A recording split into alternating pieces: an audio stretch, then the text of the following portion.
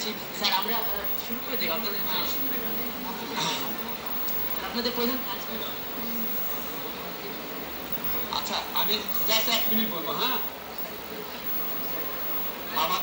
আমি বলি আমাদের প্রধান কাজ হবে আমাদের তরুণ সমাজ দেশ গড়ার জন্য, দেশ সংস্কারের জন্য যে অভাবনীয় সুযোগ আমাদের জন্য হাজির করেছে সেই সুযোগটাকে প্রপারলি রেসপেক্ট করে সেটা ব্যবহার করা, আমাদের যে রিফর্ম আছে সেই রিফর্মগুলো করা এবং যত তাড়াতাড়ি সম্ভব রিফর্মগুলো করে নির্বাচিত সরকারের হাতে ক্ষমতা দেওয়া। এবং এছাড়া এরও আগে প্রধান কাজ হচ্ছে law and order situation improve করা, রেস্টোর করা, যে সমস্ত হত্যাকাণ্ড হচ্ছে সেগুলি বিচার করা, যারা আহত হয়েছেন তাদের যথার্থ পুনর্বাসনের ব্যবস্থা করা, এরকম জাস্ট এই মুহূর্তে এগুলি মনে পড়ছে। আচ্ছা, ঠিক আছে। যেটি আইন শৃঙ্খলা পরিস্থিতি, অর্থনীতি নিয়ে একটা বড় চিন্তা করা হচ্ছে, সেই জায়গায় আপনারা আমাদের চ্যালেঞ্জটা অনেক বড়, কারণ আপনারা জানেন একটা আনপ্রেসিডেন্টেড একটা ল অ্যান্ড অর্ডার সিচুয়েশন তৈরি হয়েছে দেশে। এটা স্বাভাবিক, 15-17 বছর যে আপনার একটা স্বৈরাচারী শাসন ছিল, যে একটা অন্ধকার একটা যুগ ছিল, মানুষের মনে অনেক ক্ষোভ, অনেক যন্ত্রণা, অনেক ক্রোধ জমেছিল। তো সেটা আউটবার্স হয়েছে, কিন্তু তারপরও এই আউটবার্সটা কোনোভাবেই মাত্রা অতিরিক্ত পর্যায়ে যে চলে গেছে এটা কোনোভাবেই সমর্থনীয় না।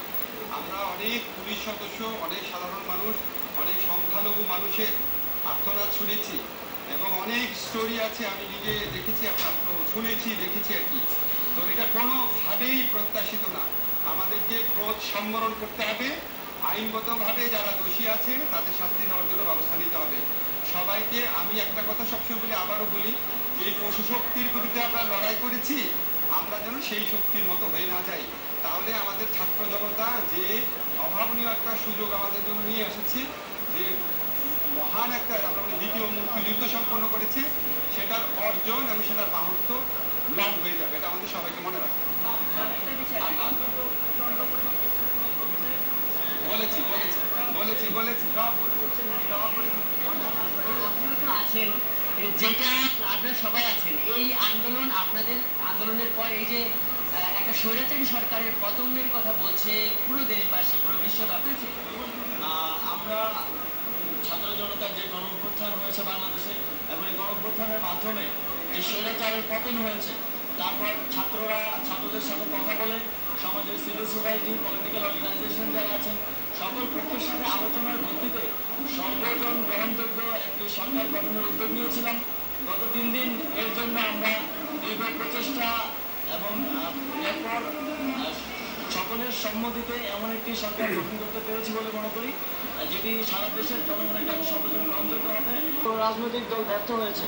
আমরা এক দফা ঘোষণার মাত্র 4 দিনের মাথায় এই সরকার হটাতে পেরেছি এবং এই কর্মস্পৃহা, এই দেশপ্রেম দিয়ে আমরা ক্যাবিনেটেও আশা করি আমি এবং নাহিদ ইসলাম যারা ছাত্র আন্দোলনের পক্ষ থেকে আছি, আমরা আমাদের যোগ্যতা প্রমাণ করতে পারবো এবং প্রমাণ করতে পারবো যে শুধু পুরনো দিয়ে নয়, নতুনরাও দেশের হাল ধরতে পারে এবং সুন্দর একটি বাংলাদেশ উপহার দিতে যথাযথ ব্যবস্থা নিতে পারে। আসিফ হাসনাত আব্দুল্লাহ, আপনার কাছে যেতে চাই, সেটা হলো যে এই সরকারের অনেক চ্যালেঞ্জ আছে, মনে করা হচ্ছে যে সামনেও আপনারা এখন ট্রাফিক নিয়ে ট্রাফিকের দায়িত্ব পালন করছে ছাত্ররা, সামনে যে চ্যালেঞ্জে তখনও কি ছাত্ররা মাঠে থাকবে? দেখুন, ফেসিস গভর্নমেন্টেও একটা চ্যালেঞ্জ ছিল, এই চ্যালেঞ্জে ছাত্ররা অতিক্রম করেছে এবং গত কিছুদিন ধরে আমরা দেখেছি ছাত্র জনতার উপস্থিতিতে যে বর্তমান আনপ্রেসিডেন্টেড চ্যালেঞ্জগুলো এসেছে সেই চ্যালেঞ্জগুলোকেও কিন্তু ছাত্র জনতা অতিক্রম করছে। এই ধারাবাহিকতা ভবিষ্যতে অব্যাহত থাকবে। অনেক অনেক ধন্যবাদ। আমরা কথা বলছিলাম এই বৈষম্য বিরোধী ছাত্র আন্দোলনের যারা মধ্যমণি তাদের সঙ্গে, এখানে আরো অনেক উপদেষ্টা রয়েছেন, তাদের সঙ্গে একটু কথা বলতে চাই।